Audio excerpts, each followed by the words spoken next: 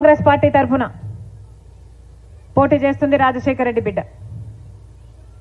ఒకవైపు రాజశేఖర రెడ్డి బిడ్డ నిలబడింది, ఇంకోవైపు రాజశేఖర రెడ్డి గారి తమ్ముడు వివేకానంద రెడ్డి గారిని హత్య చేయించారు అని సిబిఐ చెప్తున్న నిందితుడు అవినాష్ రెడ్డి ఇంకోవైపు నిలబడ్డాడు. అవినాష్ రెడ్డి ఇప్పటి ఎంపీ కాదు, 10 సంవత్సరాలుగా ఎంపీగా ఉన్నారు. మరి 10 సంవత్సరాలుగా ఎంపీగా ఉండి అవినాష్ రెడ్డి గారు మీకు ఏం పనికొచ్చారో ఒకసారి ఆలోచన చేయండి. కనీసం కడప స్టీల్ ఫ్యాక్టరీ రాజశేఖర రెడ్డి గారి కళ, కడప స్టీల్ ఫ్యాక్టరీ రాజశేఖర రెడ్డి గారు ఉండుంటే పూర్తయిపోయేది. కానీ రాజశేఖర రెడ్డి గారు వెళ్ళిపోయాక ఏ ప్రభుత్వాలు పట్టించుకోలేదు. ఆఖరికి జగన్మోహన్ రెడ్డి గారు ముఖ్యమంత్రి అయ్యాక కూడా 5 సంవత్సరాలు గడిచిపోయినా కూడా ఒక్క తట్టెడు మట్టి ఎత్తి అటువైపు పోయలేదు, ఒక్క ఇటుక మీద ఇటుక పెట్టలేదు. మరి అవినాష్ రెడ్డి గారు పార్లమెంట్ మెంబర్గా ఎంపీగా ఉండి ఎన్నిసార్లు పార్లమెంటులో కడప స్టీల్ ఫ్యాక్టరీ కోసం కొట్లాడాడు. వైజాగ్ స్టీల్ ఆంధ్ర రాష్ట్రానికి ఎట్లనో కడప స్టీల్ ఫ్యాక్టరీ రాయలసీమకి అట్లా అని రాజశేఖర రెడ్డి గారు అంత కోరికగా చేయాలనుకున్న ప్రాజెక్టును కూడా మీరు ఎన్నుకున్న నాయకులు వాళ్ళ అధికారాన్ని ఇలా ప్రజలకు మేలు చేయడానికి, ప్రాజెక్టులు తెచ్చుకోవడానికి కాకుండా వాళ్ళను వాళ్ళు హత్యలు చేసి కాపాడుకోవడం కోసం వాడుకుంటున్నారు. అవినాష్ రెడ్డి ఢిల్లీకి వెళ్తున్నాడు, వస్తున్నాడు. ఎప్పుడైనా పార్లమెంట్లో కడప స్టీల్ ఫ్యాక్టరీ గురించి మాట్లాడడం చూడలేదు. కానీ సిబిఐ నుంచి ఆయన కాపాడుకోవడం కోసం మాత్రం ప్రయత్నాలు చేయడం చూశాం. మరి ఇట్లాంటి వాళ్ళని ఎందుకు ఎన్నుకోవాలో ఒకసారి ఆలోచన చేయండి. వివేకానంద రెడ్డి గారి హత్య జరిగి 5 సంవత్సరాలు అయింది, ఈ రోజు వరకు కూడా న్యాయం జరగలేదు. అన్న, హత్య జరిగిన రోజు మాకు తెలియదు ఎవరు హత్య చేశారు అనేది. తెలుసునుంటే ఆ రోజే చెప్పేవాళ్ళం. కానీ ఈ రోజుకి సిబిఐ దర్యాప్తులో తేలిన విషయం, సాక్ష్యాలు, ఆధారాలు, గూగుల్ టేక్అవుట్ మ్యాప్స్ అయితేనేమి, ఫోన్ కాల్ రికార్డ్స్ అయితేనేమి, డబ్బులు లావాదేవీలు జరిగాయని చెప్పడం అయితేనేమి, సిబిఐ అన్ని సాక్ష్యాలు ఆధారాలతో అవినాష్ రెడ్డి గారు చేయించారు అని సిబిఐ ఆరోపించి అక్యూజ్డ్గా చేర్చింది ఈరోజు అవినాష్ రెడ్డి గారిని. మరి అలాంటి వాళ్ళను ఎందుకు ఎన్నుకోవాలి? జగన్మోహన్ రెడ్డి గారు సొంత చిన్నాన, వివేకానంద రెడ్డి గారు జగన్మోహన్ రెడ్డి గారికి సొంత చిన్నాన.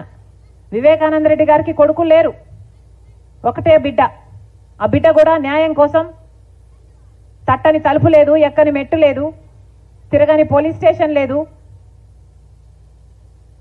ఇంత కష్టపడుతున్నా ఈ రోజు వరకు న్యాయం జరగలేదు. ఇంకోవైపు జగన్మోహన్ రెడ్డి గారు వివేకానంద రెడ్డి గారికి కొడుకులు లేరు కాబట్టి రాజశేఖర రెడ్డి గారి కొడుకే వివేకానంద రెడ్డి గారికి కూడా కొడుకు. తండ్రి తర్వాత తండ్రి వాడు వివేకానంద రెడ్డి గారు జగన్మోహన్ రెడ్డి గారికి.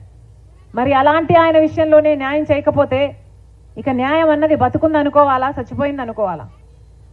5 సంవత్సరాలుగా ఇంత పోరాటం చేసిన ఈ రోజు వరకు న్యాయం జరగలేదు. ఎందుకంటే జగన్మోహన్ రెడ్డి గారు సాక్షాత్ ముఖ్యమంత్రి గారు అయ్యుండి తన అధికారాన్ని అడ్డేసి అవినాష్ రెడ్డిని కాపాడుతున్నాడు కాబట్టి.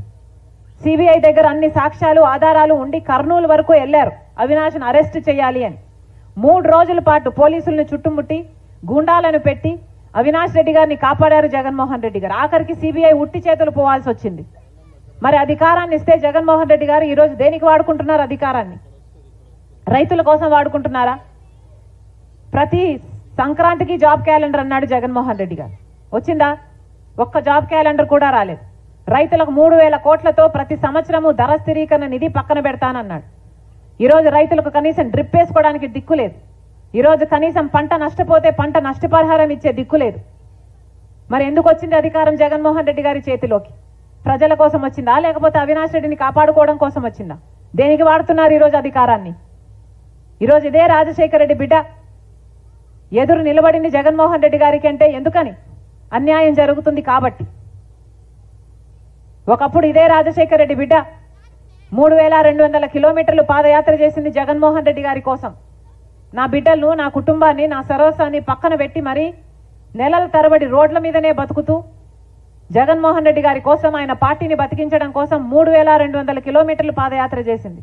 కానీ ఇదే రాజశేఖర రెడ్డి బిడ్డ ఈరోజు ఎదురు నిలబడింది అంటే వివేకానంద రెడ్డి గారికి అన్యాయం జరుగుతుంది కాబట్టి ఎదురు నిలబడింది. మీ అందరూ కూడా న్యాయం పక్షాన నిలబడాలని ఈసారి ఈ ఎన్నికల్లో న్యాయానికి నేరానికి మధ్య జరుగుతున్న ఈ పోరాటంలో ప్రజాకోర్టులో న్యాయం తేల్చుకోవడానికి వచ్చిన సునీతమ్మకి రాజశేఖర రెడ్డి బిడ్డకు న్యాయం చేయాలని కొంగు చాచి మీ అందరినీ న్యాయం అడగడానికి వచ్చాం. మరొకసారి ఆలోచన చేసి ఓటు వేయండి. ప్రపంచం అంతా చూస్తుంది కడపలో న్యాయం గెలుస్తుందా నేరం గెలుస్తుందా అని ప్రపంచం అంతా చూస్తుంది. ఒకసారి ఆలోచన చేసి ఓటు వేయాలని మీ రాజశేఖర రెడ్డి బిడ్డ అయితే మీకు మాటిస్తుంది. ఎంపీగా నేను నిలబడడం జరిగింది.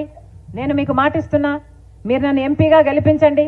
ఎలాగైతే రాజశేఖర రెడ్డి గారు మీకు సేవ చేశారో, ఎలాగైతే వివేకానంద రెడ్డి గారు మీకు అందుబాటులో ఉన్నారో, నేను మీకు మాటిస్తున్నా, మీరు నన్ను ఎంపీగా గెలిపించండి. నేను మీకు అలా సేవ చేయడానికి, అలా అందుబాటులో ఉండడానికి ముందుకొచ్చాను. ఈ రాజశేఖర రెడ్డి బిడ్డను మీరు గెలిపించండి. మీ బిడ్డ అవుతుంది, మీ బలం అవుతుంది, మీ గొంతు అవుతుంది, మీ కోసం కొట్లాడుతుంది, మీ బాధ్యతను తన భుజాన వేసుకుంటుంది. మీరు ఆశీర్వదించండి. ఎంపీగా రాజశేఖర రెడ్డి బిడ్డను గెలిపించండి.